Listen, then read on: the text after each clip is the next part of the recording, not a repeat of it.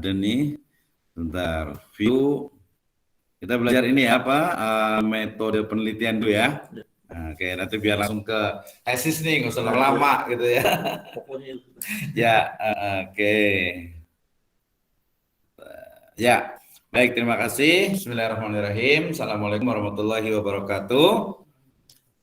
Waalaikumsalam Alhamdulillah. warahmatullahi wabarakatuh. Wa ala alihi wa ashabihi wa man tabi'ahum bi ihsanin ila yaumidin. Wa ba'd. Qala Allah Ta'ala fi kitabihil karim. A'udzu billahi minasyaitonir rajim. Bismillahirrahmanirrahim.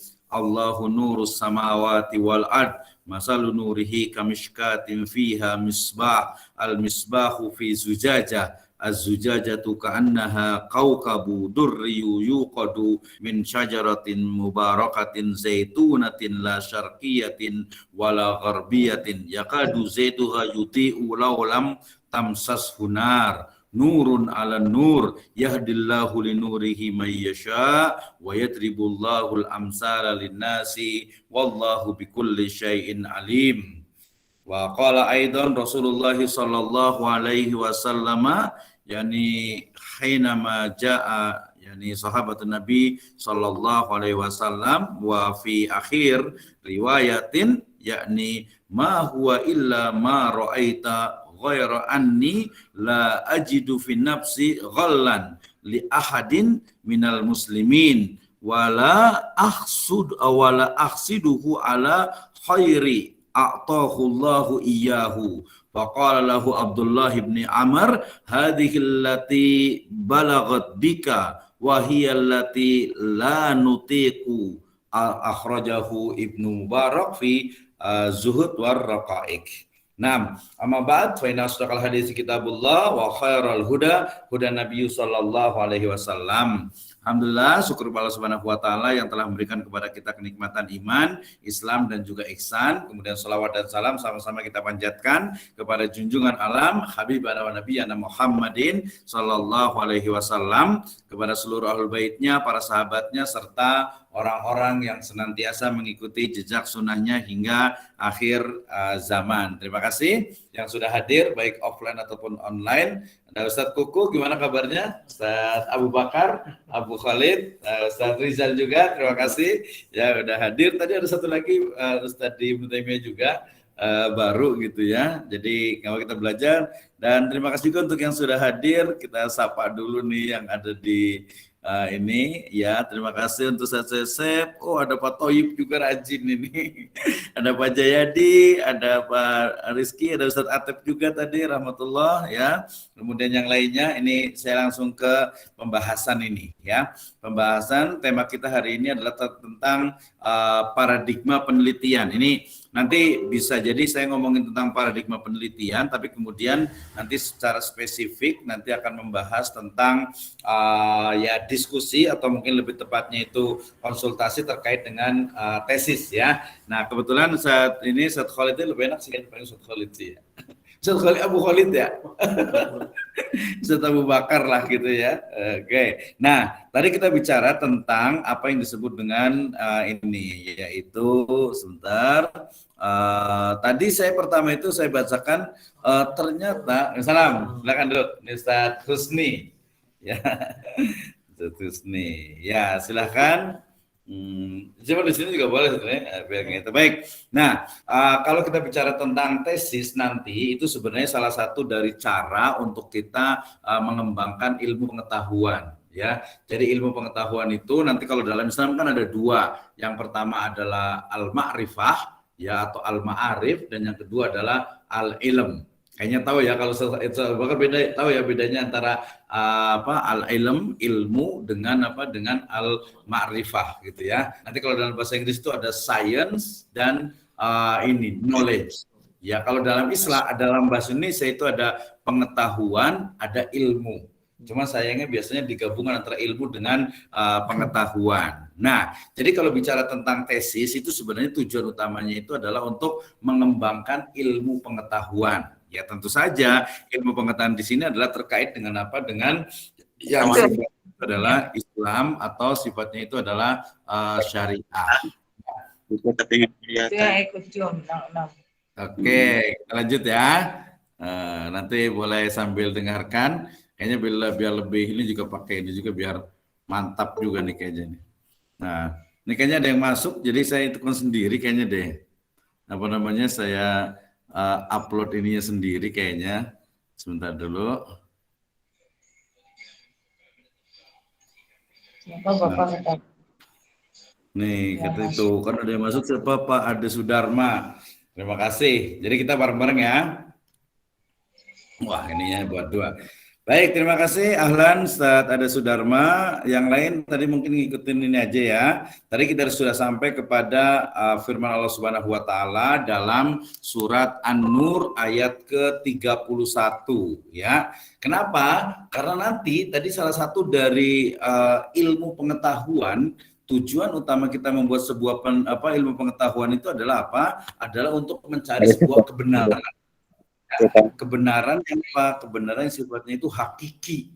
Jadi yang kebenaran yang sebenarnya seperti apa sih? Ya tadi nurun ala nur, ya cahaya di atas cahaya, itu adalah satu dari ilmu pengetahuan gitu ya. Jadi mencari sebuah kebenaran. Nah, cara untuk mengembangkan ilmu pengetahuan nanti kalau teknisnya itu adalah apa? Adalah mengaji atau belajar atau kuliah teknisnya. Jadi nanti kalau dalam epistemologi itu ketika ditanya bagaimana cara untuk mendapatkan ilmu pengetahuan, ya kalau jawabannya mengaji, belajar, kuliah, iya betul, itu tapi teknis gitu. Tapi yang kita maksud itu adalah bagaimana cara kita itu mendapatkan ilmu pengetahuan, baik itu dari Al-Quran ataupun dari hadis ya. Jadi cara kita dari awal, cara untuk mengembangkan ilmu pengetahuan itu adalah dengan apa? Dengan melakukan riset ya, dengan melakukan penelitian. Nah, penelitian itu jangan dibayangkan itu harus ke lapangan, harus kayak apa ilmu-ilmu biologi atau ilmu sosiologi, bukan. Bahkan kita hanya membaca Al-Qur'an gitu ya, kemudian kita lihat itu juga masuk ke dalam penelitian. Ya, ke dalam penelitian juga. Jadi penelitian itu adalah mencari sebuah kebenaran, dan kebenaran ya jelas dalam Al-Qur'an itu al-haqqu mir rabbikum. Gitu kan ya. Nah, ini kita bahas itu. Nah, kemudian jadi gini, saya ulang lagi dari awal biar jelas. Ilmu pengetahuan itu harus dikembangkan. Ilmu pengetahuan di sini kita tidak nyebutnya itu umum atau ilmu agama, karena semuanya itu adalah ilmu agama. Ya, kalau dalam teori pendidikan Islam itu tidak ada dikotomi ilmu. Ilmu matematika itu sebenarnya ilmu agama juga, karena dipakai untuk ilmu agama. Ilmu biologi, ilmu sosiologi itu juga ilmu agama juga. Nah, gitu. Hanya mungkin kalau dalam teori Islamisasi sains, teori tentang ilmu pengetahuan itu ada namanya ilmu qauliyah dengan ilmu kauniyah. Ya, qauliyah berarti ilmu yang terkait dengan wahyu. Ya, kalau kauniyah berarti tentang alam semesta. Nah, gitu ya. Nah, kemudian ilmu pengetahuan itu harus dikembangkan. Kenapa? Karena untuk kebutuhan manusia. Cara untuk mengembangkan ilmu pengetahuan itu adalah dengan melakukan sebuah penelitian. Nah, penelitian itu hanya akan bisa dilakukan kalau dia bisa menggunakan metode penelitian yang benar. Ya, contoh kemarin ada sempat ramai teman di Sumatera Barat itu terkait dengan sederhana. Kita bisa diskusi sih. Nanti teman-teman yang di sini juga boleh ini juga. Jadi di dalam Al-Qur'an ternyata kisah tentang Nabi Yusuf alaihissalam gitu ya. Di surat Yusuf itu kan sangat panjang sekali ya. Ternyata apa? Di semua ayat di Al-Qur'an itu tidak menyebutkan Nabi Yusuf itu menikah dengan Imro'atul Aziz. Nanti ada yang menyebutnya dengan apa? Zulaikha gitu ya. Nah, kalau Ustaz Abu Bakar nih, kira-kira sebenarnya Nabi Yusuf itu nikah nggak sih dengan apa Imro'atul Aziz itu? Nikah nggak nih? Bukan kira-kira, yang pernah belajar mungkin dari Syekh atau dari ini gitu. Itu apa? Yang kita dengar itu katanya menikah gitu. Iya. Memang di ayat memang nggak ada gitu ya. Iya betul. Oke, terima kasih Ustaz Husni. Nanti cocok nih. Kalau Ustaz Bakar nih kira-kira gimana? Yang pernah dengar kan di Yaman pasti kan, harusnya kalau di Yaman atau di Saudi atau di mana tuh biasanya dia lebih ini dong apa, beritanya tuh biasanya lebih cepat gitu, dan orang-orang Arab tuh biasanya mereka tuh suka cerita gitu. Dengernya gimana? Nikah nggak sih Nabi Yusuf dengan Zulaikha itu, dengan Imratul Aziz itu? Kalau Ustaz Rizal? Lu pernah dengar ya? Ya, kalau yang di sini udah pernah dengar nggak Pak Kang Sesep, udah pernah dengar belum? Atau Ustadz Atep nih, kita ini nih Ustadz Atep nih. Ustadz Atep gimana? Oh ini ada Pak Toyib ya, mungkin agak susah ini kadang kalau teknologi itu susahnya begini, kalau ngomong itu agak gak enak atau mungkin lagi sibuk. Ada Mufid juga nih yang sering suka saya tanya biasanya Ustadz Mufid nih. Ya, atau Ustadz Taufik nih yang kelihatan nih. Ya udahlah. Jadi intinya sebenarnya memang sebelum kita sampai kepada kesimpulan apakah menikah antara Nabi Yusuf dengan Imratul Aziz itu dengan Zulaikha itu satu riwayat, apakah menikah atau tidak, itu perlu adanya riset, perlu adanya penelitian. Nah, cara meneliti kira-kira bagaimana nih? Nah, itu biasanya karena dia pendekatannya itu teks atau histori atau sejarah, ya gampang. Tinggal mencari kitab-kitab para ulama yang membahas tentang itu. Misalnya, ada nggak ahli tafsir yang menafsirkan itu? Kemudian kalau kemarin kita ingat kan, kalau yang ini ada Ustadz Atep dengan Ustadz Mufid, kemarin kita sudah belajar bagaimana cara kita untuk menafsirkan Al-Quran. Nah, udah tahu kan? Berarti ayat dengan ayat. Kemudian ayat dengan hadis, kemudian ayat dengan akwal. Akwal itu dari mulai sahabat, tabiin, tabiut tabiin sampai ulama, termasuk juga mungkin nanti oleh ulama kontemporer. Setelah itu baru nanti pakai bahasa Arab. Ya ternyata nih, tadi di ayat Al-Quran itu tidak disebutkan Nabi Yusuf itu menikah. Kemudian di hadis juga, nah ini mungkin kita belum cari nih, berarti harus pakai riset nih. Ada nggak di hadis menyebutkan Nabi Yusuf itu menikah dengan Zulaikha, gitu kan ya? Atau mungkin ada akwal yang lainnya, itu jadi perdebatan panjang. Intinya adalah kita nggak ngomongin tentang itunya, tapi bagaimana meneliti itu. Betul tidak ini menikah atau tidak gitu. Kalau ada di kayak semacam itu syair yang di Malaysia dan di beberapa negara itu ya seolah-olah itu menikah karena memang ada satu akwal dari beberapa ulama itu menyebutkan itu menikah. Tapi ada yang membantah lagi juga, nggak mungkin katanya seorang nabi yang soleh dan sebagainya menikah dengan, mohon maaf, mungkin perempuan yang dianggap dalam tanda petik itu dari mulai mengganggu ya, kemudian juga mungkin selingkuh dan sebagainya.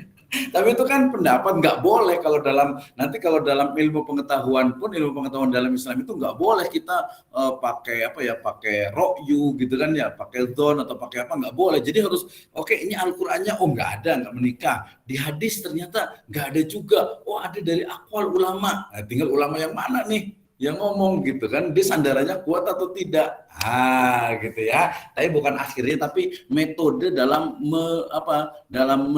dalam menelitinya itu, termasuk ya kontroversi yang selalu menjadi ini adalah tentang sebenarnya tentang kelahiran Nabi SAW sendiri juga ada sedikit ini ya, agak sedikit perbedaan. Kemudian juga ketika Nabi itu menikah dengan Aisyah gitu kan, radhiyallahu anha, itu juga antara 13 atau 9 gitu ya, ada yang malah berapa? 6 gitu ya, tapi ada penelitian terbaru itu katanya 17 gitu. Memang ada, berarti dari 6 sampai 17 ini yang benar yang mana nih? Gitu, itu berarti perlu penelitian. Cuman itu penelitiannya sifatnya apa? Sifatnya itu teks, sifatnya itu kitab, sifatnya itu adalah apa? Adalah sesuatu yang berarti harus dicari tafsirnya siapa? Jangan-jangan tafsirnya yang bukan bil ma'tsur nih. Dia mungkin satu lagi juga sama juga sih. Ini yang lebih ini lagi. Ayatnya itu sudah jelas. Ya, abuka, ini ada sabda Nabi SAW ketika beliau ditanya oleh seorang sahabat, abuka wa abi finnar. Ya kan ya, ayahmu dengan ayahnya Nabi itu di neraka. Itu kan teksnya sebenarnya udah jelas gitu kan ya. Tapi kok masih banyak orang yang mengatakan, wih itu durhaka katanya. Masa orang tuanya Nabi dibilang masuk neraka gitu. Padahal kan itu udah teks hadis. Sebenarnya udah nggak bisa dibantah lagi gitu. Tapi kok masih ada orang yang mengatakan itu, itu zaman fatroh lah, zaman inilah, macam-macam. Nah itu perlu adanya penelitian. Nah, kalau dalam bidang ekonomi atau nanti dalam bidang hukum Islam itu nanti lebih banyak lagi. Ya, lebih banyak lagi hal-hal itu yang harus diselesaikan. Nah, sehingga juga nanti kalau jadi mahasiswa nih, seterusnya ini ya, jadi kalau mahasiswa sama dosen itu memiliki kewajiban itu adalah memang membuat riset atau penelitian. Ya tadi ya di dalam Islam banyak sekali yang memang harus dicari jawabannya.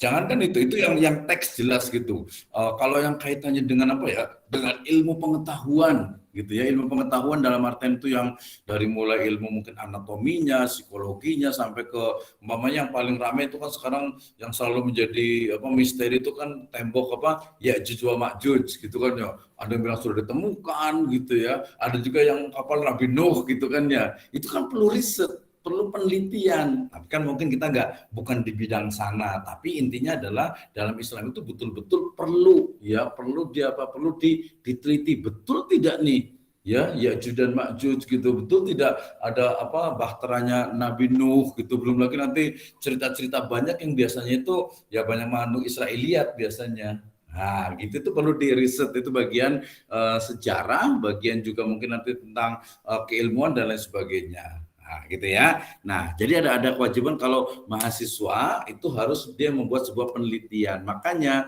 di akhir setiap perkuliahan itu selalu ada S1 itu skripsi, S2 itu tesis, S3 itu disertasi. Kenapa? Sebenarnya itu untuk melatih cara berpikir kita. Gitu ya. Jadi jangan dianggap beban atau apa, cara berpikir yang gampang-gampang saja gitu ya. Umpamanya kita kan nggak tahu nih katanya ini juga cerita gitu ya, apakah dia hakiki atau majazi, ya kisah tentang katanya di zamannya Khalifah Umar bin Abdul Aziz gitu ya, katanya itu serigala itu tidak mau memakan kambing. Iya betul. Nah kalau menurut Ustaz Rizal nih, itu memang hakiki atau majazi? Berarti perlu riset berarti ya, perlu riset gitu. Apakah karena kan di riwayatnya itu athar itu bahwa ketika ternyata tiba-tiba seseorang itu melihat seekor serigala memakan kambing. Nah, kemudian mengatakan ini kayaknya Khalifah Umar bin Abdul Aziz meninggal. Karena selama beliau itu menjabat itu tidak ada tuh kambing yang dimakan oleh serigala. Gitu. Padahal kita tahu menjabatnya itu cuma 2,5 tahun gitu ya, 2 tahunan lebih lah gitu kan. Jadi cuma sebentar banget, itu pun meninggalnya juga agak tragis juga kan, diracun sama pembantunya gitu kan salah ya, pembantunya kalau nggak salah itu, bukan istrinya bukan ya, kan ya pembantunya ya. Nah itu juga, betul nggak seperti termasuk juga masih zamannya Umar bin Abdul Aziz itu bahwa di sana itu kenapa masyarakat itu tidak mau menerima zakat? Ya kan yang katanya sampai-sampai ada orang itu membawa hartanya keliling gitu kan ya. Ya mungkin keliling kota Baghdad berarti situ atau Suriah gitu ya, atau ibu kotanya itu ternyata tidak ada yang mau menerima zakat.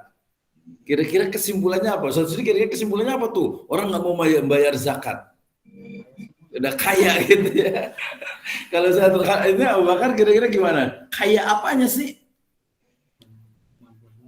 Mampu enggak? Oke. Kalau saya Rizal kira-kira memang betul, apakah betul dia kaya apa ya? Apakah kaya harta atau jangan-jangan kaya iman? Ya, kayaknya juga saya kan udah muncul kesadaran secara global.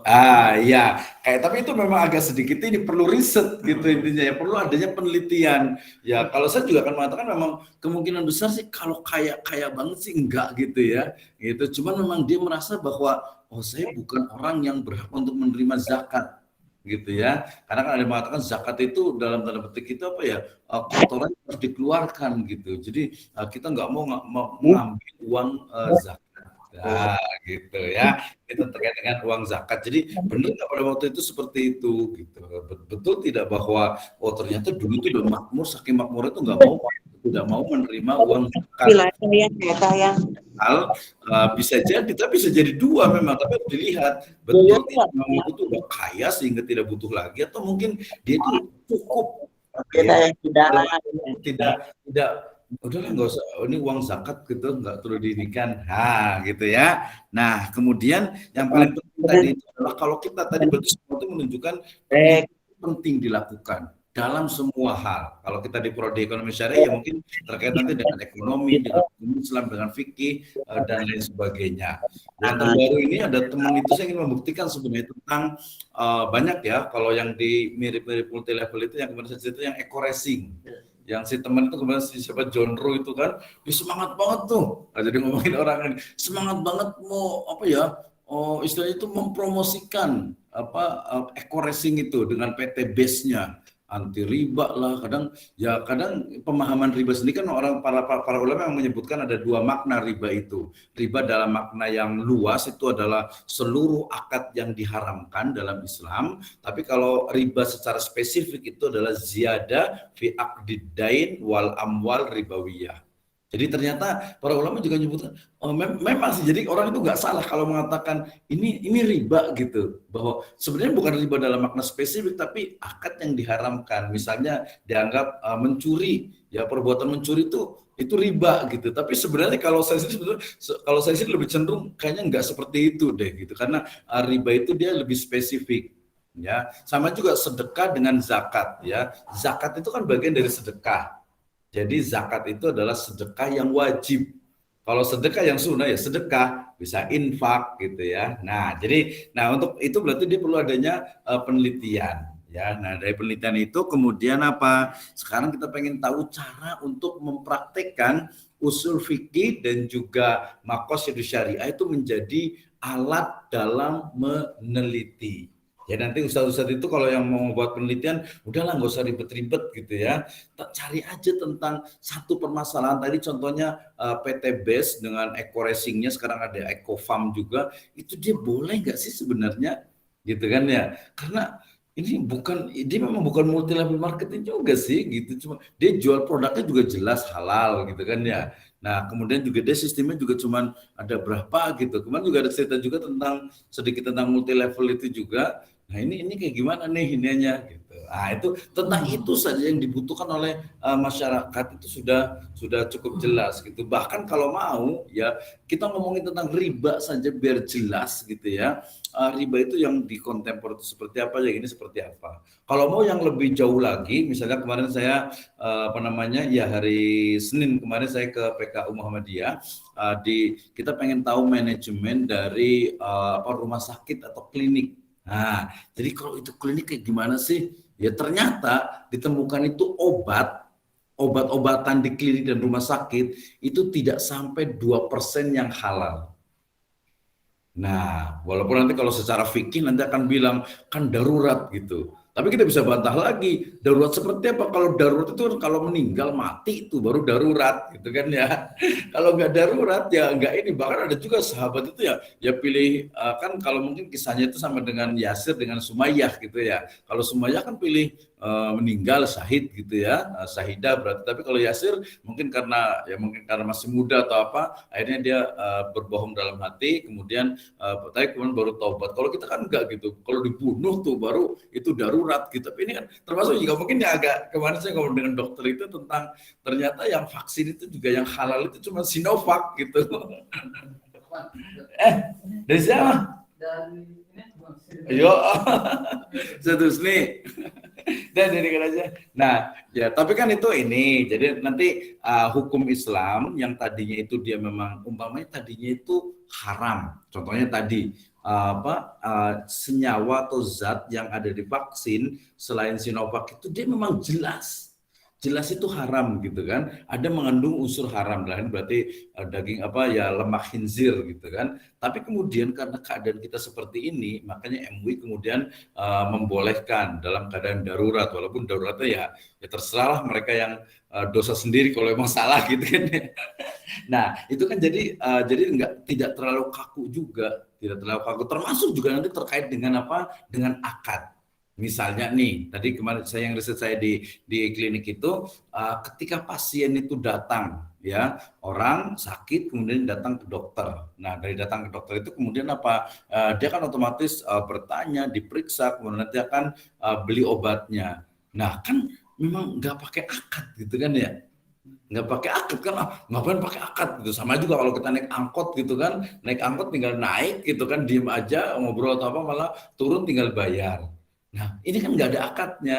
Nah, nanti pilihan dari syariah sebenarnya itu ya. Kalau kita bisa mengatakan yang afdol itu ya pakai akad biar tahu rukun dan syarat-syaratnya termasuk juga pembatalnya. Tadi kalau mamanya ke dokter berarti ya akadnya itu ijaroh, ujroh gitu kan ya. Sama juga nanti kalau naik angkot juga ujroh juga. gitu kan ya. Jadi di sana ada ujrah itu berarti ijarah berarti jual beli manfaat, bai'ul intifa. Nah, itu yang sehari-hari yang kita perlu sih, kita perlu teliti juga dengan menggunakan apa usul fikih dan juga maqasidus syariah. Ini tentang penelitian-penelitian nggak terlalu penting, nanti boleh diinikan ininya. Nah, sekarang yang paling penting itu adalah memang penelitian. Jadi yang ada sekarang itu rata-rata sebagian besar itu namanya itu penelitiannya itu adalah kuantitatif, itu biasa di pendidikan. Cuman kalau saya kalau kita di pasca ini pengennya kita yang udahlah yang ilmu turos aja, ilmu-ilmu tentang keislaman.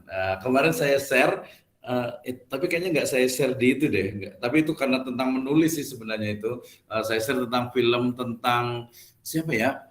Tentang bukan Al-Farabi. Jadi seorang panglima yang ada di Baghdad kemudian dia dikirim ke daerah mana ya, Kazakhstan untuk menumpas Viking dan lain sebagainya gitu ya. Nah, tapi ujungnya dia sebenarnya tentang menulis. Yang paling contoh yang paling gampang itu adalah sebenarnya ada Ibnu Khaldun, ada juga Ibnu Hisham, ada penulis sejarah siapa lagi? Penulis sejarah yang dia itu kalau perang dia ikut, tapi dia nggak ikut perang biasanya itu. Dia ikut dia nulis gitu. Atau ada juga memang ikut perang tapi kalau udah selesai perang langsung dia nulis gitu. Siapa Ustaz ini apa kan ini? Hah? Siapa? Ibnu Katsir. Kalau Ibnu Katsir kayaknya enggak deh. Kalau Ibnu Katsir kan muridnya Ibnu Taimiyah itu dia malah sering ke penjara gitu. Bukan sering ke penjara maksudnya ya sempat di penjara juga tapi sering ke penjara kemudian sering ini. Kayaknya dia nulis di mana? Di tarikh Qisasul Anbiya. Tapi kalau Qisasul Anbiya kan nggak mungkin. Bukan maksudnya kalau Qisasul Anbiya itu kan kisah para nabi ya, berarti dia ngambil dari kitab-kitab dia nggak ikut perang gitu, makanya dia ke Andalusia gitu, dia ada tarikh di Baghdad, dia tarikh Baghdad itu kan ditulis berarti otomatis minimal harusnya orangnya tuh dia tahu Baghdad itu seperti apa, tarikh Baghdad, ada tarikh Dimas gitu kan ya. Nah itu saya pernah itu, tapi di faktanya memang ada katanya itu, jadi cerita gitu, jadi ketika dia perang kemudian dia cerita tuh dinulis, termasuk juga yang pembebasan di Konstantinopel itu. Jadi dia memang ada juru tulisnya untuk menuliskan sejarah. Itu balik lagi karena saya suka sejarah gitu, dan balik lagi ke usul fikih. Ya, di usul fikih ini ada banyak sekali yang menarik gitu dari dulu dengan sekarang. Ini kalau bahasa Arabnya keran apa? Hanafiyah. Hanafiyah, betul benar ya Hanafiyah ya. Ada yang tahu nggak? Ada nggak hubungannya antara Hanafiyah dengan madhab Hanafi? Mungkin ada kali ya. Kok Hanafiyah gitu ya? Kalau Hanafi itu kan sebenarnya ya itu nisbat kan. Hanafi itu kan nisbat untuk Hanafi, bener nggak? Ini saya kira kalau di Yaman apa tuh itu? Apa namanya keran itu apa? Hanafiyah juga ya. Ya, iya sih memang di mana-mana juga Hanafiyah gitu. Tapi kok keran jadi Hanafiyah gitu ya? Kira-kira ada sesuatu nggak di baliknya gitu ya? Ada pernah dengar nggak? Saya tahu pernah tahu nggak? Pernah dengar nggak? Belum ya? Udah banyak cerita berarti. Ya kalau saya pernah baca gitu, nanti boleh dicek lagi. Jadi kenapa dikasih nama Hanafiyah? Ini memang terkait dengan madhab Hanafi ya. Waktu itu terjadi kisah tentang munculnya awalnya ya kita sebut dengan teknologi, tapi kita sebut saja keran. Keran itu kan di zaman Nabi kan nggak ada keran tuh. Ya kan? Nah, keran itu ada antara di Damaskus dengan di Mesir. Nah, ketika orang mau berwudu dari keran, itu dari menurut madhab Syafi'i itu tidak sah. Karena kita tahu kan, madhab Syafi'i itu kan kalau wudu itu sahnya itu berapa? Airnya itu bukan sahnya, artinya biar dia kelihatan biar dia itu bersih, tidak najis. Airnya minimal berapa? 20. Iya 2 kulah kata kalau orang umum gitu ya, 2 kulah lah gitu. Jadi harusnya 2 kulah. Nah kalau di keran itu dianggap nggak sampai 2 kulah gitu, sehingga nggak sah tuh wudu di menggunakan keran. Mungkin kerannya itu kayak masjid-masjid di kampung gitu kali ya, nyambungnya kemana gitu mungkin agak kecil. Tapi kemudian muncullah mazhab Hanafi ya, dari kalangan Hanafiyah yang membolehkan wudu dari keran. Ya kalau zaman sekarang sih udah nggak penting gitu ya, karena kerannya itu dari mana-mana gitu ya. Nah walaupun tetap aja mungkin ada keran yang mungkin dia tornya itu mungkin kecil atau apa gitu kan. Nah itu yang saya pernah baca tentang Hanafiyah terkait dengan madhab, terkait dengan wudu, bagaimana wudu itu dengan dua kulah itu ya. Jadi ternyata banyak banget nih yang kita bisa teliti apalagi di ekonomi yang modern. Jadi masalahnya gini aja, pertama kita mau kita cari masalah. Cari-cari masalah nih. Masalah itu apa? Masalah itu adalah sesuatu yang memang yang paling gampang. Masalah itu adalah sesuatu yang belum kita ketahui. Nah, itu aja yang kita nggak tahu itu masalah gitu ya. Kalau bahasa motivatornya itu kita membayar kebodohan kita. Gitu kan ya, kita beli motor mahal, padahal kalau bikin sendiri kan nggak perlu beli gitu kan ya. Ya kita beli ini, beli baju mahal karena kita nggak bisa bikin baju sih, nggak bisa bikin kainnya. Itu kalau orang motivator. Kalau kita bukan tidak seperti itu, tapi intinya adalah perlu ada riset, perlu ada penelitian untuk pengembangan ilmu pengetahuan nanti khususnya terkait dengan menggunakan tool, menggunakan metode caranya yaitu usul fikih. Nah kemarin dengan Ustadz Mufid dengan Irfan juga sudah bicara tentang tentang usul fikih. Saya yakin sudah paham semuanya tuh. Ustadz Khalid juga ini sudah paham ya tentang usul fikih, bagaimana itu diterapkan dalam sebuah metode penelitian. Nah kita pengen langsung ke kayak semacam prakteknya. Nih. Kira-kira nih, Ustadz Khalid nih, paling gampang. Ustadz Khalid sih, Ustadz Bakar nih ya, Ustadz Kukuh nih. Kalau saya pengen tahu tentang tentang yang gampang aja deh, tentang SORF, jual beli valuta asing. Nah, jadi biasanya itu bukan hukum terakhirnya yang kita nilai, tapi prosesnya. Nah, proses untuk menentukan bahwa SORF jual beli valuta asing, kita beli dolar, kita beli ringgit, kita beli real dengan rupiah, itu hukumnya itu seperti apa? Gitu. Atau mungkin kemarin biasa kalau dikira itu saya selalu kasih contoh itu dengan digital money atau uang digital, atau mungkin sekarang lagi tren itu adalah kripto. Nah, kalau satu sini nih kira-kira nih kalau ditanya, jadi kalau jadi mahasiswa itu jadi dosen itu ketika ditanya hukumnya apa, mungkin di mulut itu kita akan bilang antara haram, makruh, mubah, sunnah atau wajib. Kita sebut saja haram, gitu kan ya. Tapi kemudian di otak kita itu pasti akan muncul kenapa haram ya? Oh berarti haram itu ada stepnya ini. Nah nanti kalau dalam tesis itu sebenarnya ada teori yang digunakan dalam untuk menganalisis. Yang paling gampang sebenarnya satu saja udah cukup.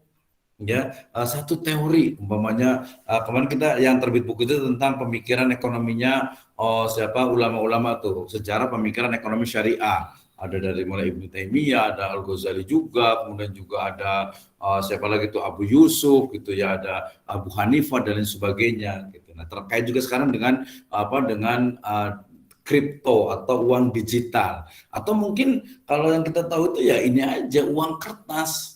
Ya kalau orang awam nggak usah mikir-mikir lah, mereka itu biasanya nggak mikir, ya udahlah namanya uang kertas dipakai, ya udah pakai aja, kita juga tiap hari pakai uang kertas. Tapi kan kalau kita teliti lagi, ternyata di Islam itu uang itu adanya dinar dengan dirham, emas dengan perak. Terus kalau uang kertas itu seperti apa? Ya dari uang kertas nanti akan ditinggalkan jadi uang digit. Ya, termasuk yang paling banyak ada GoPay, ada ShopeePay, ada Blibli-Pay, ada sekarang apalagi tuh Dana dan lain sebagainya. Nah itu gimana tuh? Gitu ya. Nah itu diselesaikan. Berarti kita akan kasih contohnya nih. Kalau satu sini dulu nih kira-kira nih. Kalau ditanya nih, atau yang gini aja deh. Tadi kalau Bitcoin atau kripto agak susah, agak lama. Ini aja. Boleh nggak sih kita jual beli tadi itu valuta asing itu uang asing.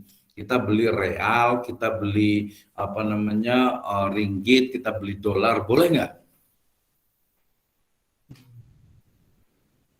Kan mata uang itu kan nilainya kadang beda-beda. Iya betul, nilainya beda-beda. Ya sekarang itu $1 misalnya itu kayaknya 14 ribuan deh kayaknya gitu kan, 14 ribu kayaknya itu. Nah kalau beda itu berarti gimana? Ya, oke. Ya, jadi sebenarnya bukan akhirnya, tapi cara atau gini aja deh ya, atau yang paling gampang sebenarnya kita ganti aja deh yang paling sederhana, bunga bank.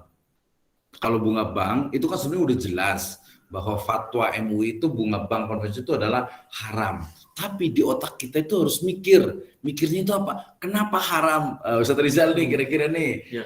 kenapa sih bunga bank itu haram? Tapi cara untuk menetapkan bahwa bunga bank itu haram, kayak gimana kira-kira nih? Yang pertama kan didefinisikan dulu Betul, didefinisikan. apa itu yang dimaksud dengan Bunga bank. Oke, sekarang bunga bank itu berarti adalah apa? Adalah tambahan pada transaksi di perbankan, baik itu simpan, ya, menabung, saving ataupun utang. Ya. Oke, udah jelas. Terus Kemudian yang kedua dicari padanan pada istilahnya di literasi Islam. Jadi gitu. di literasi yang mirip dengan definisi bunga tadi bank. istilahnya apa? Disepadankan atau apa? Ya, padanan kata lah kalau Padanan kata atau istilah yang serupa lah mungkin. Oke, itu biasanya pakai apa tuh? Pakai Ya, apa? Enggak, untuk menggunakan padanan itu ya, kalau alatnya di pakai. Islam itu kan ada riba. Nah, samakah riba dengan bunga? Kan juga harus diukur kan? Betul, diukur. Gitu. Jadi apakah bunga itu sama dengan riba? Nanti kan disejarkan dulu. Lihat. Ketika sudah sama, otomatis kan ujungnya akan langsung ini haram, nanti kan? Nah, itu nanti kan harus dicari dulu bunga ini definisinya apa, kemudian dicari di literasi Islam itu apa yang mirip dengan bunga. Oke, berarti tadi karena dicari yang mirip itu kalau dalam usul fikih disebut dengan apa? Ustaz Bahar? Yang dicari yang mirip. Pakai kias berarti kan, pakai kias. Nah, kalau kias itu kan memang menyamakan, menganalogikan satu masalah baru dengan satu masalah yang lama. Tapi kalau masalah yang barunya ternyata tidak ada contohnya di masalah yang lama. Ya, yang dicari yang yang mendekati. Mendekati, oke. Ya, kita kasih langsung contoh ini nyari. Saya nabung umpamanya atau seseorang nabung di bank konvensional. Kemudian dia dapat tadi bunganya. Nah, cara untuk mengkiaskannya, menganalogikannya seperti apa tuh? Ya, dicari mungkin tidak akan sama persis seperti bunga, tapi dicari pendapat para ulama yang mendekati dengan dari asas manfaatnya itu sendiri. Bunga itu apa sih? Setelah ketemu definisi yang jelasnya, apa itu bunga dengan padanan yang lainnya, baru buka literatur untuk bisa mengukur itu dengan Al-Quran, tafsir, kemudian dengan sunnah, ketimbang dan sebagainya. Oke, berarti udah bisa ya, lumayan lah dijelaskan gitu. Nah, kalau mamanya nih ke Ustaz Abu Khalid nih, kira-kira nih, tadi kan tadi tuh teorinya. Sekarang kalau prakteknya nih ketika ditanya, kenapa bunga bank itu haram? Ya, jawabannya apa kira-kira nih? Kenapa bunga bank konvensional itu haram? Kenapa?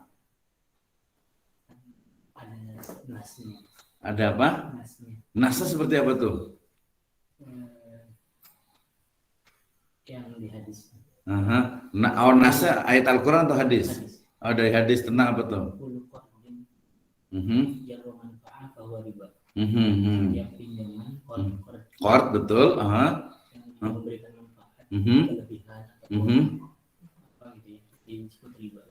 Oke, jadi ada kaidah namanya kullu qardin jaronafan fahuwa riba. Setiap pinjaman, setiap utang yang mengandung di sana ada tambahan itu adalah riba. Tapi kan kalau saya nabung kan itu bukan akad dain, bukan akad qard.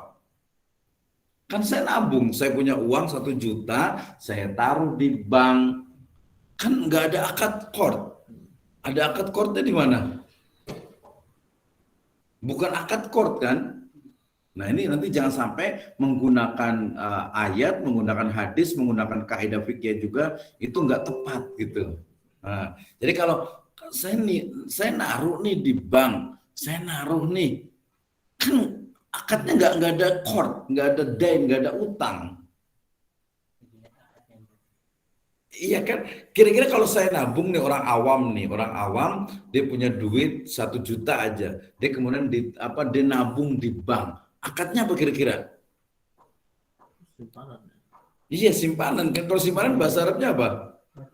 Wadi'ah. Berarti wadi'ah dong. Terus kenapa bisa nyambungkan dengan chordnya seperti apa? Menyambungkannya. Satu sini coba. Menyambungkan dengan tadi saya nyimpan, saya nabung di bank, kemudian itu nanti ya nitip itu wadiah, walaupun nanti wadiah itu sebenarnya dia lebih ke arah benda sebenarnya. Nah, untuk menyambungkan, oh ini termasuk chord juga, gimana cara menyambungkannya tuh? Bank itu kan dia pakai kan. Duitnya dipakai. Akad dengan si penabung itu ya dia hanya nyimpan saja gitu. Ya, dia nyimpan saja kan. Saya kan nyimpan terus si banknya itu dia pakai uang itu untuk sesuatu yang usaha gitu ya. Usaha. Karena maksudnya kan kalau dia pakai bukan wadiah gitu, tapi mungkin investasi atau apa tuh? Yang bagi hasil apa mudharabah ya, mudharabah. Ya, oke. Jadi nanti memang lebih ke arahnya bahwa ketika dia menitipkan saja itu memang tadi disebut dengan wadiah, sampai di situ belum sampai ke chord. Ya nggak sampai ke chord, dia bukan chord. Kenapa? Karena saya punya uang, kemudian saya nyimpan, saya nabung di bank. Nih bang, saya simpan uang di sini. Akadnya nabung, nyimpan. Nabung itu kan nyimpan, gitu kan? Udah nabung, nyimpan. Nanti kapan sewaktu itu saya ambil. Nah sampai di situ dia nggak ada chord. Tapi kemudian ketika uang itu dipakai oleh bank, nah konvensional apalagi bukan dipakai saja, diutangkan ke orang lain, diutangkan ke nasabah lain, plus ditambah dengan apa? Utang, kemudian ditambah dengan bunga. Nah berarti bunganya sebenarnya lurus belok dulu gitu, jadi nggak langsung begini. Makanya kalau ada bilang bunga bank itu nggak haram, ya kalau kita nitip di situ ya mungkin bisa jadi enggak gitu, tapi karena uangnya dipakai kemudian diutangkan ke orang lain lagi gitu ya. Berarti kalau bank konvensional uangnya jangan-jangan tadi apa namanya mungkin tadi diutangkan pakai riba, jangan-jangan untuk bisnis nggak jelas. Nah, itu juga nanti bedanya dengan bank syariah. Kalau bank syariah itu ketika kita naruh uang gitu, uangnya itu yang pasti harus halal. Maksudnya itu usahanya itu harus halal, jangankan yang jelas-jelas haram kayak apa perusahaan rokok aja itu nggak boleh pakai bank syariah. Nah itu salah. Jadi yang paling penting itu adalah paham arahnya ke sini gitu. Jadi nggak langsung bunga bank itu haram karena ini, bukan, karena dia dipakainya itu, dipakainya. Nah itu nanti berlaku untuk akad-akad yang lainnya. Oke. Nah, udah 17 nih. Ini nanti panjang banget nih, kita kasih diskusi dulu. Kita kasih, ini siapa yang masuk nih ya? Dari cerita itu. Nah, jadi di sini kita pengennya itu nanti cari berbagai permasalahan. Nanti bisa latihannya bisa pakai jurnal atau sambil mikir saja. Ini bedanya orang awam dengan ulama. Nanti satu sini juga, ada masalah ini, kira-kira ini bener nggak ya? Tadi coba aja cari lagi. Kalau yang umum-umum itu berarti terkait dengan Islam. Jadi terkait dengan semua permasalahan yang ada di dalam Islam. Gitu ya, kita cari lagi. Ini kok orang tua Nabi itu masuk neraka, gitu kan ya? Orang tua Nabi kok ayah dan ibu Nabi kok semuanya dua-duanya di neraka gitu. Ini gimana sih? Gitu kan ya. Kan biasanya nanti yang main itu bukan dalil, bukan hujah, tapi rokyu biasanya atau perasaan gitu biasanya. Masa orang tua Nabi masuk neraka sih? Gitu ya.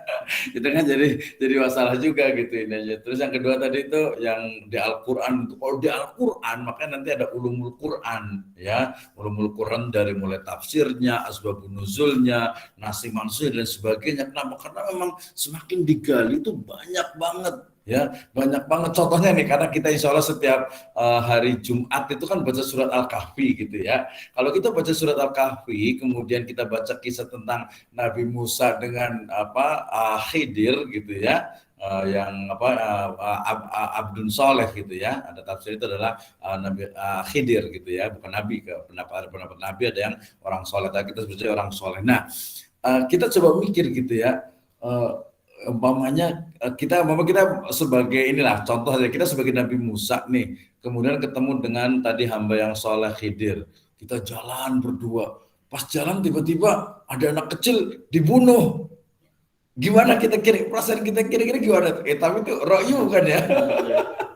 Itu rokyu kan tuh. Tapi kan saya mikir ketika baca itu, saya mikir gitu, ya iyalah pantas saja Nabi Musa protes ya gitu, orang dia ikut Nabi Khidir, ikut Khidir gitu, yang lihat anak kecil sama Khidir itu dibunuh, gitu kan ya. Kemudian lihat perahu bagus-bagus dibolongin, gitu kan ya. Iya.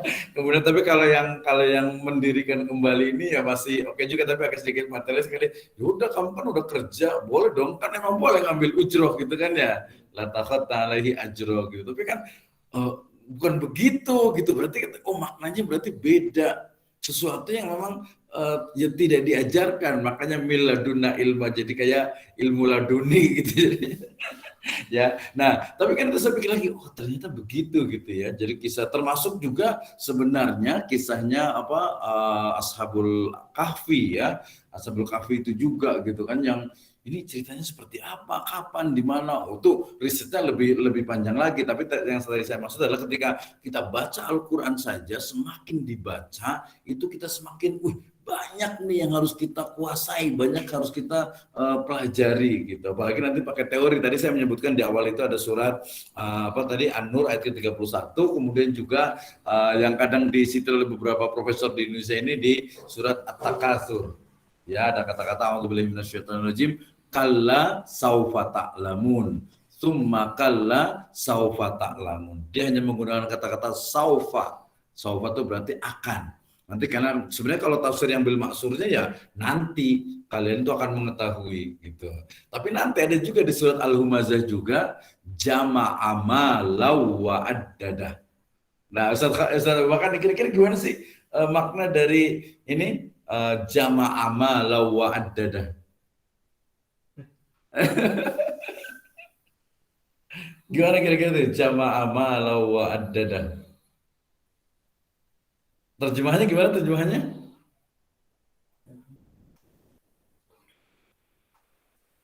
Ya. Korelasinya dengan tadi. Enggak sih, enggak ada. Itu masuk ke kayak sedikit ke akuntansi sebenarnya. Jadi terjemahnya gimana? Jamaah malau wa addada. Yang mereka itu mengumpulkan harta kemudian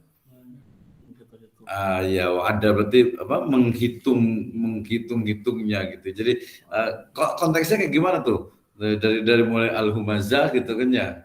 Wailul likulli humazatil lumazah alladzi jama'a mala wa addada. Nah, seterusnya itu. Jadi makin banyak ayat itu ya kita baca, makin kita tuh semakin berpikir. Itu bedanya tadi yang saya sebut dengan orang awam. Kalau orang awam ya mungkin kalau kita sebut santri lah gitu ya. Orang awam dan juga santri gitu, mereka ya baca Al-Qur'an, kemudian mereka mungkin sebagai itu hafal Al-Qur'an, ya sudah. Mungkin nanti ada level yang agak naik sedikit, itu mereka tahu terjemahannya. Ya, nanti level berikutnya berarti udah agak mulai tinggi, asatidahnya berarti dia mulai baca tafsirnya. Sudah baca tafsir, nanti dibaca lagi lebih detail lagi. Oh, ini kayaknya arahnya ke sini, ini ke sini, ini ke sini, ini ke sini, gitu kan. Saya selalu ingat di surat Al-Ahzab ayat ke-48. Nah, saya hafal sekali waktu ngaji di mana di Makassar itu. A'udzubillahi minasyaitonirrajim. Oh, gimana itu? Ayat 48 itu ada yang hafal? Al-Ahzab. Walladzina yu'dzunal mu'minina wal mu'minatin bighairi maktasabu faqad ihtamalu buhtanan wa itsman mubina. Ustaz Husni, terjemahnya gimana tuh? Walladzina yu'dzunal mu'minina wal mu'minatin bighairi maktasabu. Nanti ada keywordnya adalah bighairi maktasabu dengan isman, ya. Isman mubina tadi ya.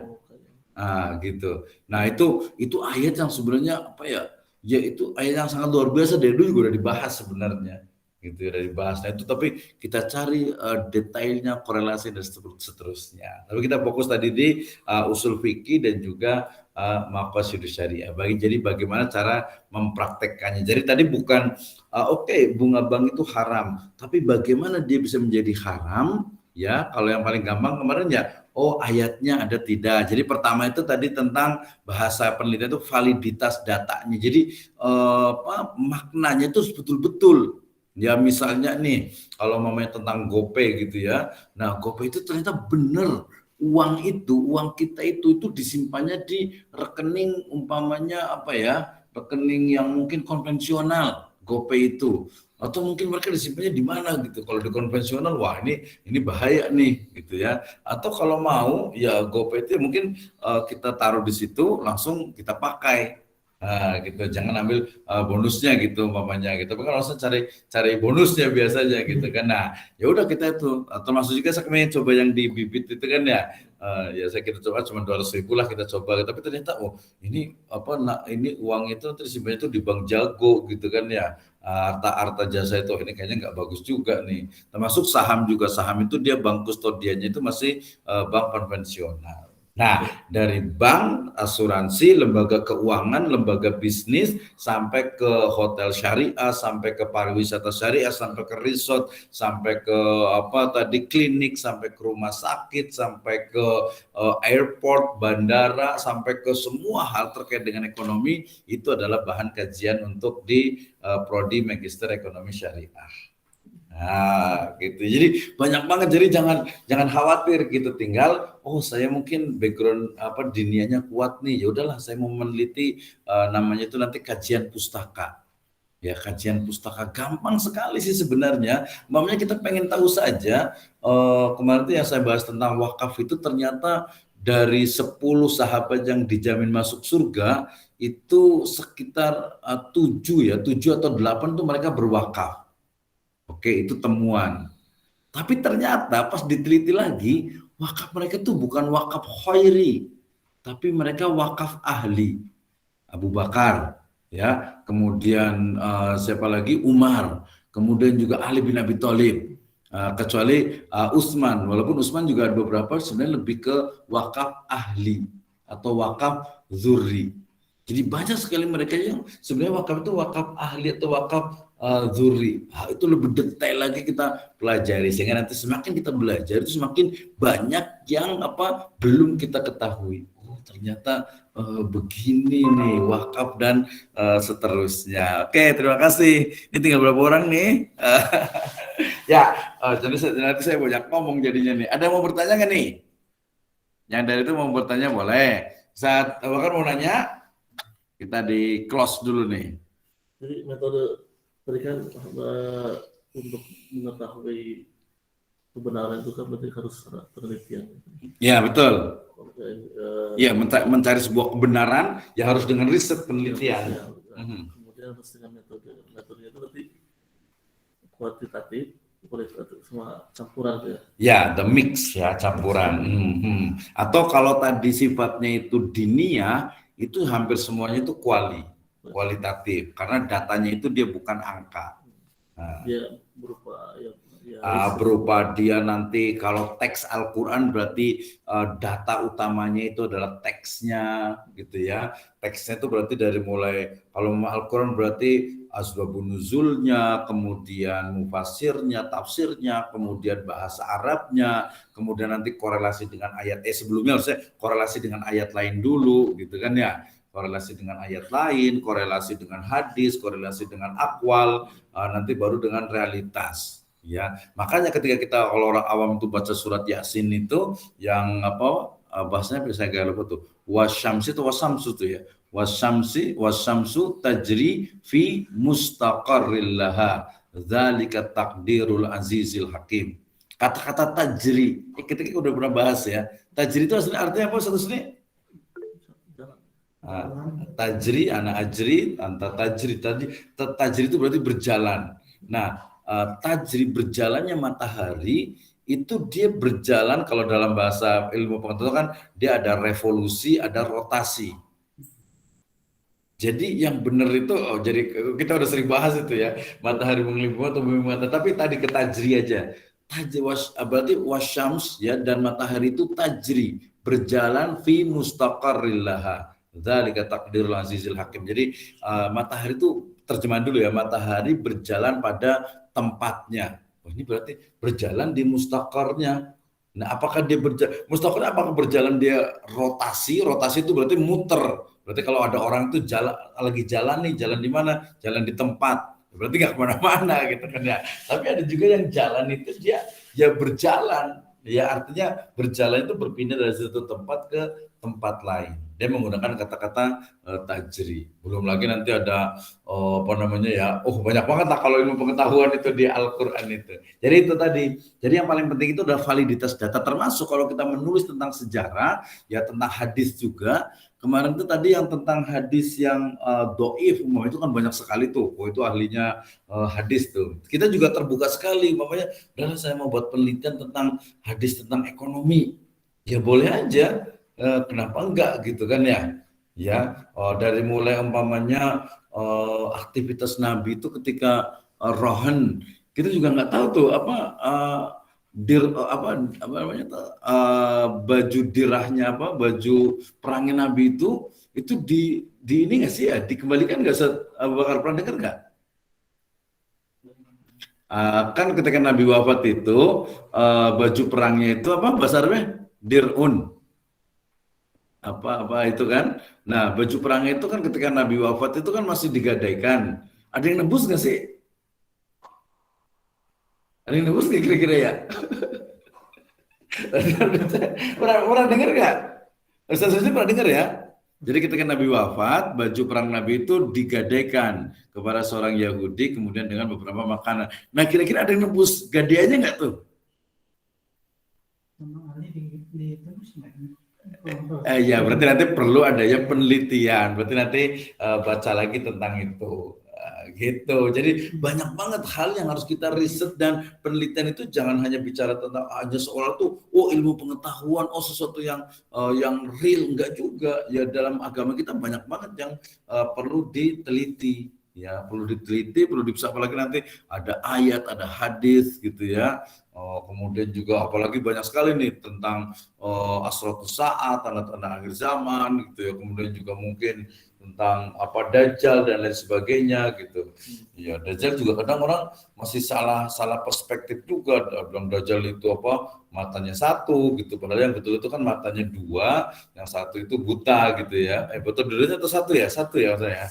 Satu kemudian matanya itu agak keluar atau seperti apa gitu, terus tulisannya kafaro gitu kan ya.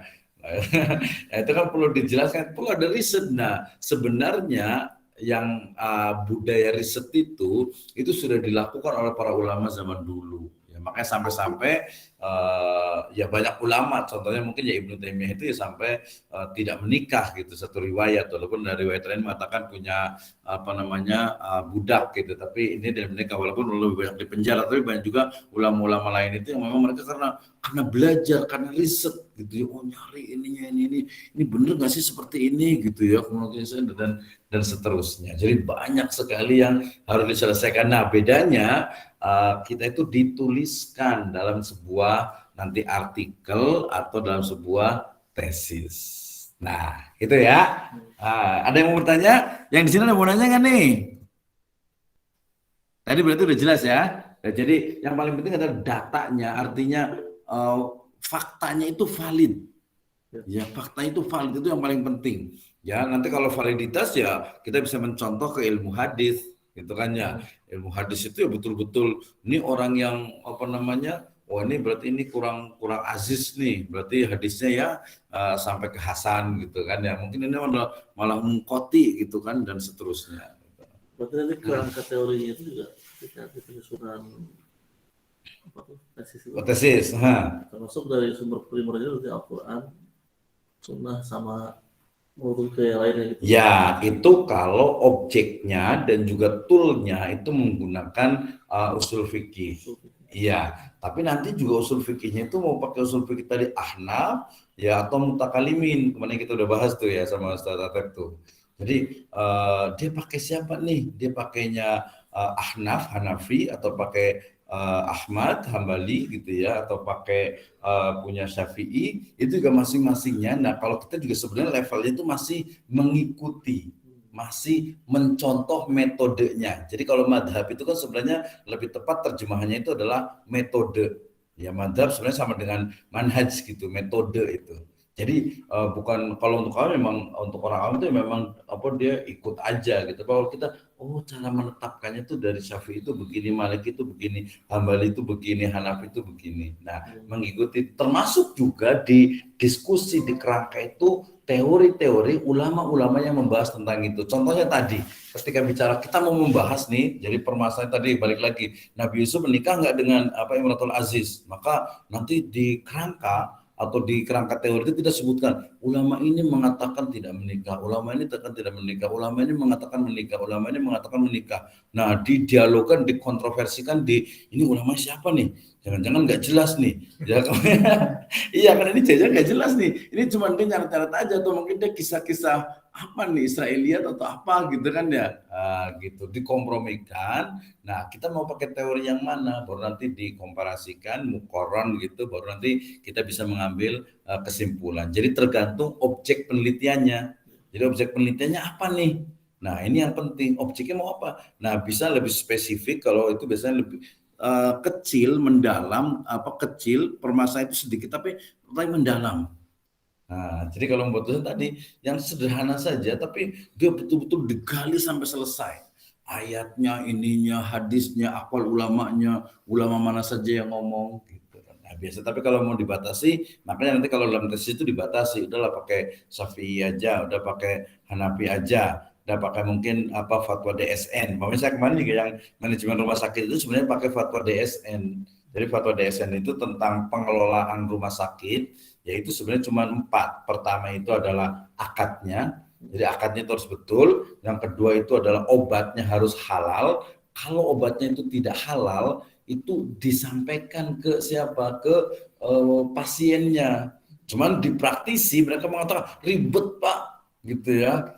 Tapi kan ini ngomong halal haram gitu kan ya. Umpamanya Pak, ini karena ini rumah sakit syariah, jadi ini obat ini sebenarnya tidak halal Pak. Cuman karena tidak ada obat lain, mungkin masuk ke darurat, ini jadi ini dibolehkan. Tapi pilihannya itu ke Bapak mau pakai atau tidak.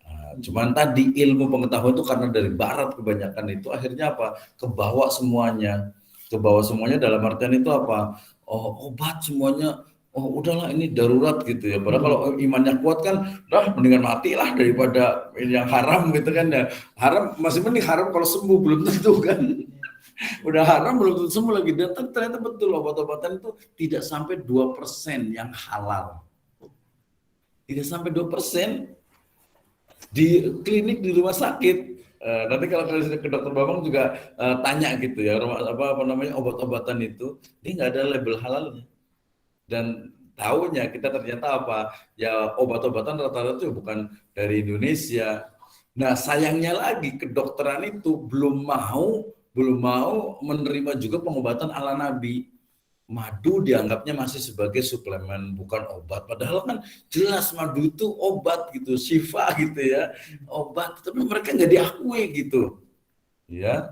Jadi banyak yang nggak diakui sehingga kemudian akhirnya ilmu kedokteran itu merujuknya masih ke teori-teori yang ada di sana gitu. Termasuk juga vaksin dan lain sebagainya gitu. Udah jam berapa nih? Wih, udah lewat nih kayaknya deh. Ini kita tutup dulu yang di sini ya.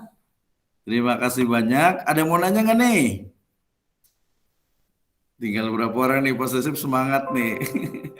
Pak Jayadi terima kasih, Pak Irfan juga, Pak Taufik juga. Pak Jayadi mau nanya? Iya Ustaz, mau nanya. Ya, silakan. Gantian nih Pak Jayadi. Gimana? Ya mau neliti kan pakai systematic literature review gitu Ustaz. Campur kajian pustaka itu jadinya kan sama aja ya, kualitatif juga ya Ustaz ya? Ya betul. Jadi itu jadinya mix metode apa kajian pustaka aja kalau pakai SLR gitu sih sampai review sama. Ya, jadi kalau kajian pustaka dia masuknya itu murni kualitatif. Kajian pustaka itu murni kualitatif, tapi kalau kajian pustaka itu dia betul-betul kitabnya itu harus banyak, makanya ulama dulu itu kitabnya banyak-banyak gitu ya, karena nggak cukup satu kitab tuh. Ngomongin umpamanya pendapatnya Imam Syafi'i, tapi yang dipakai cuma Al-Um doang, nggak valid. Nah, walaupun nanti mungkin dikatakan di situ bahwa keterbatasan dari penelitian ini adalah hanya mengambil dari kitab Al-Um, itu boleh.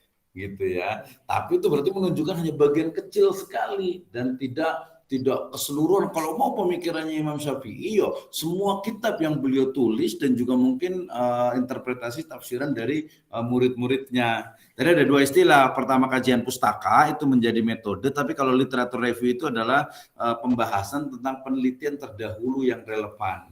Jadi mamanya nih Pak, jadi mau neliti tentang apa nih? Mau penelitian tentang apa nih contohnya? Tentang apa? Ini meneliti tentang itu Ustadz, bahasa Arab dalam metode marketing gitu Ustadz. Apa bahasa Arab? Buzzer. Oh, buzzer. Buzzer RP gitu ya. Bahasa Arab dalam marketing produk gitu kan. Perspektif makosid syariah gitu Ustadz. Oke, nah nanti sebenarnya juga ada dua istilah. Ada dua istilah. Pertama itu usul fikih, yang kedua istilah maqasidus syariah. Hubungan antara maqasidus syariah dengan usul fikih, dia mirip dengan usul fikih dengan kaidah fikih. Nah, jadi ada dua hal yang berbeda sebenarnya. Kalau di S1 tuh mungkin mirip-mirip disamakan, tapi kalau di S2 itu harusnya lebih detail. Ya, Saudara nih tahu nggak bedanya antara usul fikih dengan kaidah fikih? Oh, di sini saya ada banyak nih sebenarnya nih bisa kita tanya nih, ada Ustadz Atep juga, cuman kayaknya belum komentar nih. Nanti kalau komentar boleh, Pak Kang Sesep juga boleh juga nih.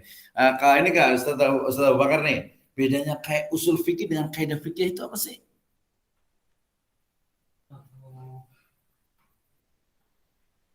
Iya, jadi usul, ya, jadi tadi kalau Pak Jayadi ngomong tentang makosid, jadi gini, kalau kita sebagai master nih, calon master, itu hati-hati dalam menggunakan istilah, jangan sampai salah. Walaupun kalau di kelas sih boleh aja salah, nggak apa-apa. Salahnya itu bukan karena belajar, kadang nggak tahu. Cuman kalau sampaikan ke orang gitu atau di publik itu, walaupun bisa minta maaf juga gitu, tapi hati-hati dengan satu istilah. Ya jangan sampai salah dengan mengistilah. Tadi umpamanya usul fikih. Usul fikih itu ujungnya adalah apa? Adalah haram sampai ke halal. Ya kan? Ahkamul khamsah. Itu ujungnya, samrohnya. Tapi kalau maqasidus syariah, dia lebih kepada hikmatut tasyri. Sesuatu yang dia itu apa ya? Hikmah, asrorus syariah, rahasia-rahasia syariah, sehingga kadang sedikit dia ada unsur apa ya, logiknya. Iya, agak sedikit filosofis, itu agak sedikit logik, ada sedikit ro'yunya ada di sana. Kalau usul fikih udah haram, kemudian makruh, kemudian mubah, kemudian sunnah, kemudian wajib. Itu usul fikih tuh. Tapi kalau maqasidus syariah enggak, dia enggak ngomong tentang hal haram, tapi dia bicara tentang oh ini sesuai dengan aturan Islam. Ya bukan hal haram. Oh ini ternyata kenapa sih umpamanya riba itu enggak boleh ya, atau balikannya kenapa tadi buzzer itu enggak boleh? Karena buzzer itu sebenarnya ini buzzer yang mana nih? Ada banyak istilah buzzer ini kan ya.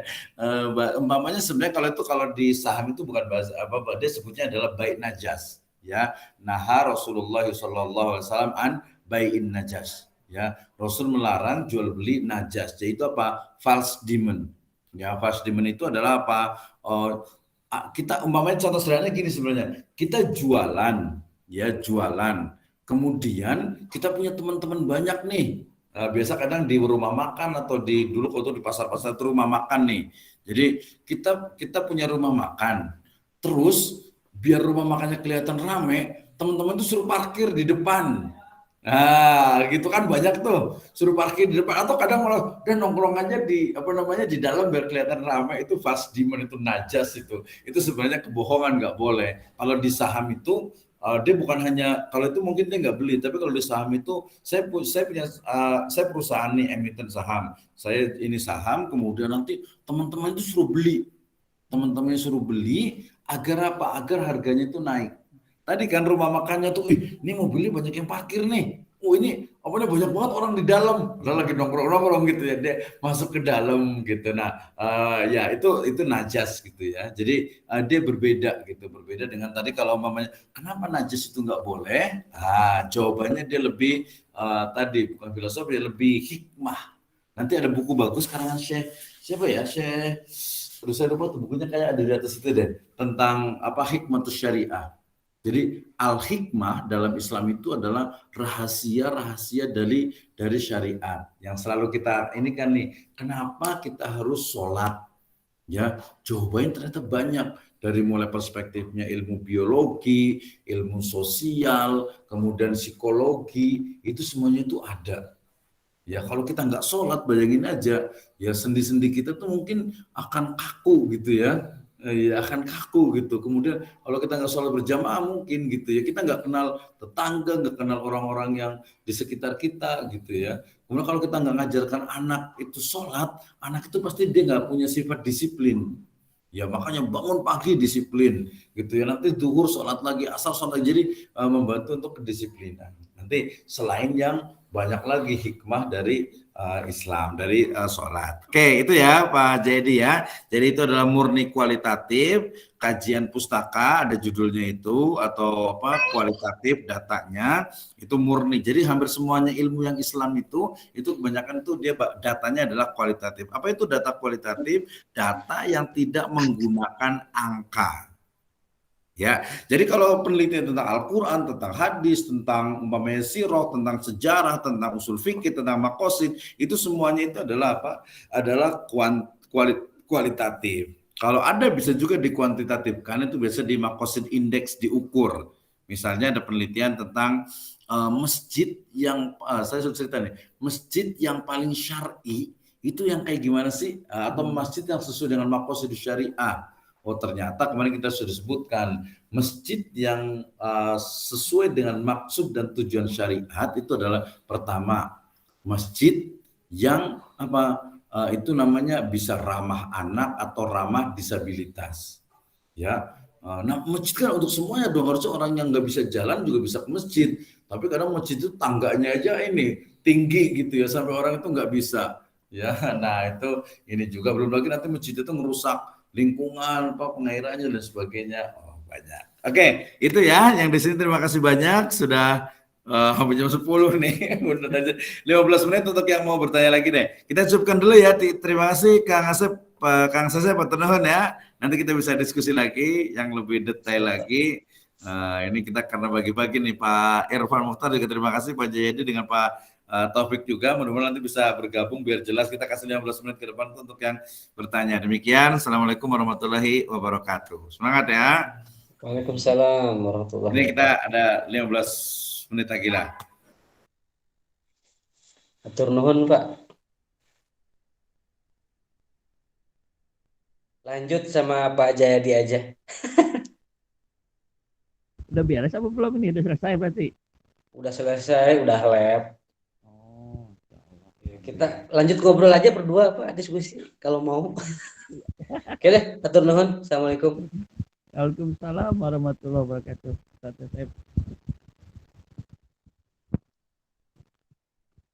Topik. Assalamualaikum.